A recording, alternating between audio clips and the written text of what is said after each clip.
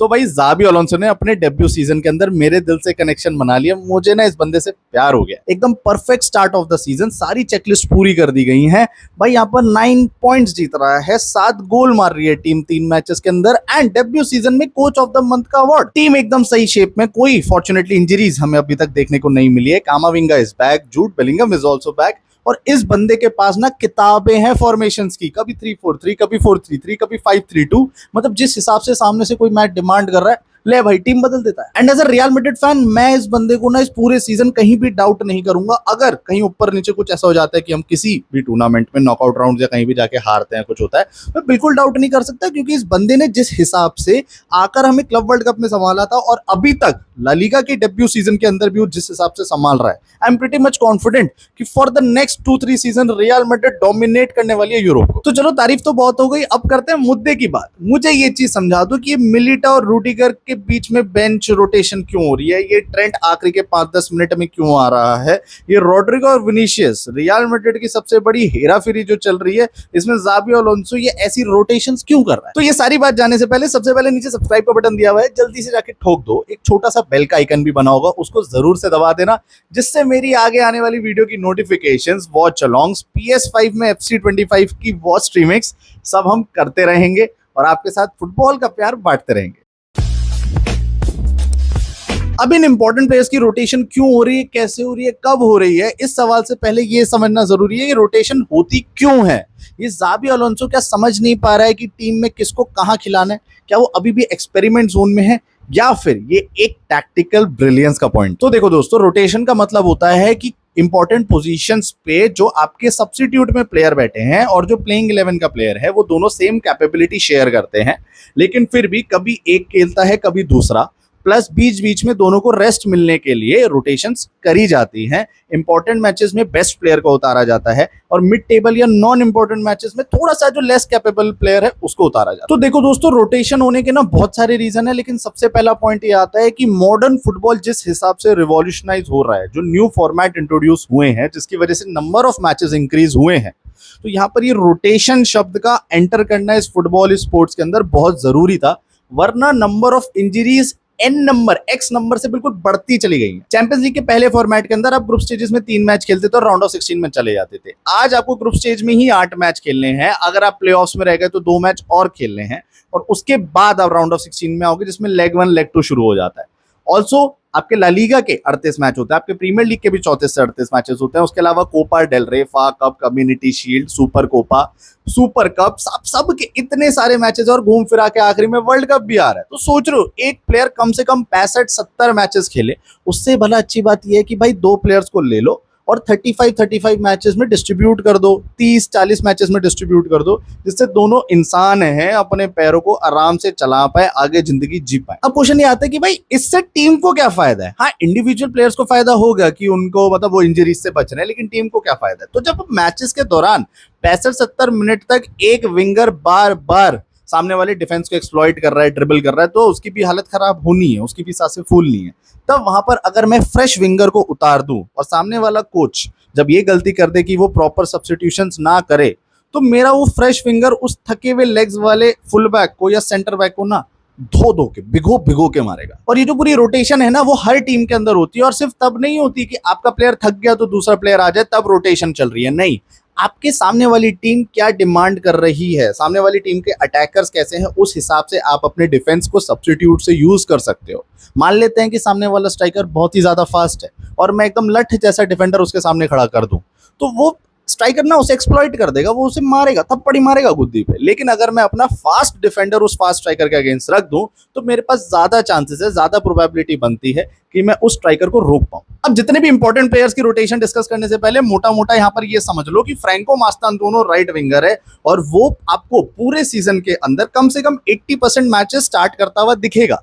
लेकिन जहां वो स्टार्ट कर रहा है वहां पर आपको वो 65-70-75 मिनट तक सब्स्टिट्यूट होते हुए भी दिखेगा ब्राहीम डियाज से, क्योंकि ब्राहीम डियाज एक सुपर सब है, और वो सुपर सब ऐसा है कि जब वो 20-25 मिनट के लिए आता है पूरे मैच को एनालाइज करने के बाद, तो वो 10x फोड़ता है। Same goes for Alvaro Carreras and Fran Garcia, कि भाई वहां पर जब एल्वारो कैरेरास एकदम बढ़िया सा पैसे खरीद के एक बहुत ही अच्छा लेफ्ट बैक फुल बैक लिया गया है, जो मैं कहूंगा फ्रान गार्सिया की कैपेबिलिटी के साथ साथ एरियल कैपेबिलिटी भी रखता है, तो भाई वो आपको वही 80-90 मैचेस में मोस्ट इंपॉर्टेंट मैचेस में स्टार्ट करता हुआ दिखेगा, लेकिन मिड टेबल मैचेस जहां पर हो गए कि जहां पर इतनी इंटेंसिटी ऑफ फुल बैक्स नहीं चाहिए, करेरास को रेस्ट भी मिल जाएगा, सामने वाली टीम के बहुत अच्छे विंगर्स भी नहीं है, तो फ्रैन गार्सिया को ज़ाबी अलोंसो यूज करेगा। और मिडफील्ड में तो मैं एकदम रोटेशन की बात ही नहीं करूंगा, कम से कम 7-8 प्लेयर हो गए, जूड बेलिंगम, कामाविंगा, चुआमिनी, आर्दा गुलर, फेडी वेल्वर्ट, डेनी सेबायोस। तो भाई इतने सारे प्लेयर होने के बाद प्रॉपर ज़ाबी अलोंसो रोटेशन कर सकता है, किन 3 किन 4 को खिलाना है, कब खिलाना है, ये सब मैच के बिटवीन कैसे रोटेट करेंगे और सब्स्टिट्यूशन के थ्रू कैसे रोटेट करेंगे। तो अब सबसे पहले बात करते हैं द मोस्ट इंपॉर्टेंट हेरा फेरी ऑफ दिस सीजन,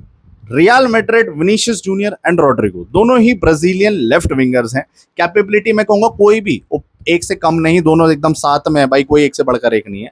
लेकिन यहाँ पर यह है कि रोड्रिगो का जो नाटक पूरा चला स्टार्ट ऑफ द सीजन, इस कैमरामैन ने इतने बड़े बड़ी फोटो खींच कर डाल दी। दूसरी तरफ ज़ाबी अलोंसो कह रहा है कि मेरा तो इस प्लेयर से बढ़िया रिश्ता चल रहा है भाई, ये खेलेगा। फैंस यहाँ पर डाउट में कि भाई रोड्रिगो के साथ गलत हो रहा है। लेकिन जब स्टार्ट ऑफ द सीजन के बाद सेकंड मैच हुआ ओविएदो के अगेंस्ट और रोड्रिगो ने स्टार्ट किया, 65-70 मिनट तक स्टार्ट किया, तब मैं कह रहा कि भाई ये प्लान है ज़ाबी अलोंसो का। उसको पता है कि लास्ट सीजन, पिछले 2-3 सीजन में कार्लो एंसेलोटी के अंडर जब रोड्रिगो राइट विंग से खेल रहा है, जो उसकी नेचुरल पोजीशन नहीं है, तो वहां पर तो भाई उसको प्रॉब्लम होगी। लेकिन अगर मैं उसको और विनीशियस को इंटरचेंज रोटेट करके यूज कर सकता हूं, सो व्हाई नॉट। और फिर आपने देखा कि 70 मिनट तक रोड्रिगो ने फाड़ी, फिर विनीशियस ने आके सुपर सब के हिसाब से एक गोल एक असिस्ट निकाल दी। और ये सेम चीज आपको थ्रू आउट द सीजन देखने को मिलने वाली है कि जो भी इंपॉर्टेंट मैचेस होंगे, जैसे Manchester City, Paris Saint Germain, Liverpool, Barcelona, तो यहाँ पर आपको विनीशियस ही स्टार्ट करता हुआ दिखेगा। समटाइम्स हो सकता है रोड्रिगो स्टार्ट करे, but majority wise Vinicius he start करता हुआ दिखेगा।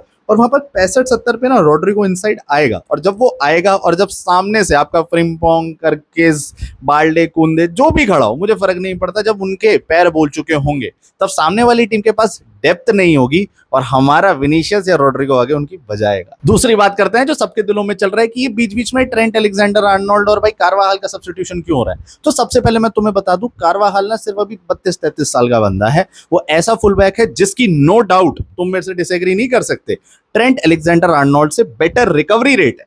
ठीक है, अटैक में भी बंदा कर देता है, but he is the true leader and pitbull of our team.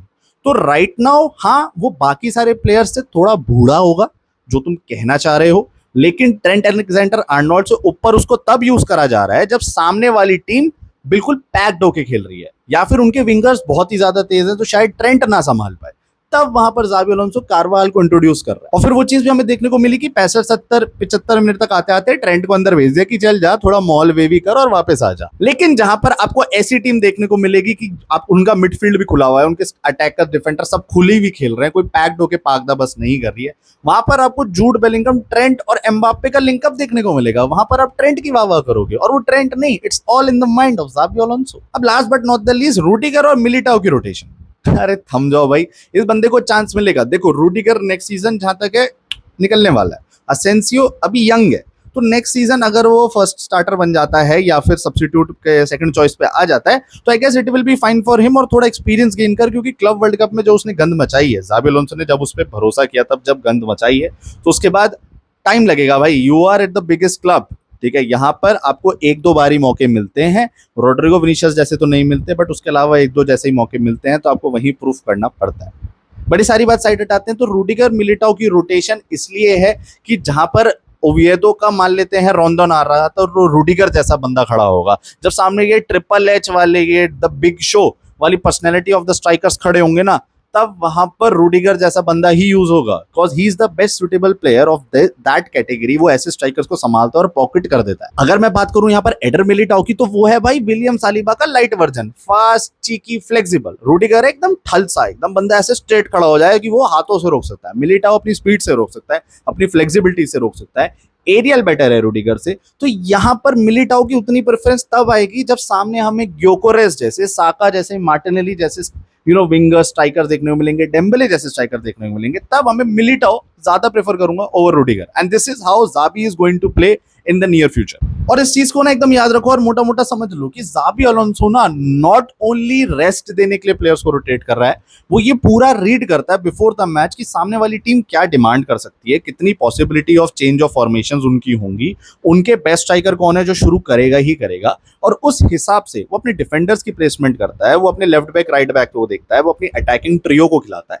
क्योंकि देखो मिडफील्ड तो बहुत सारे प्लेयर्स हैं ऑलरेडी और वो सबके सब एक कहीं ना कहीं similar category of skills provide कर रहे हैं to real Madrid.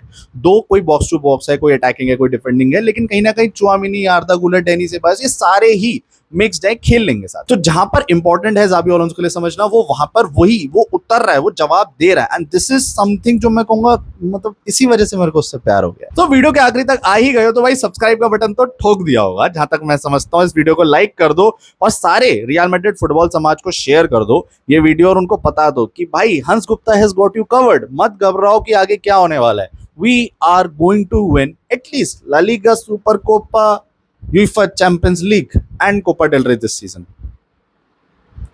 Hala Madrid, in Adamas.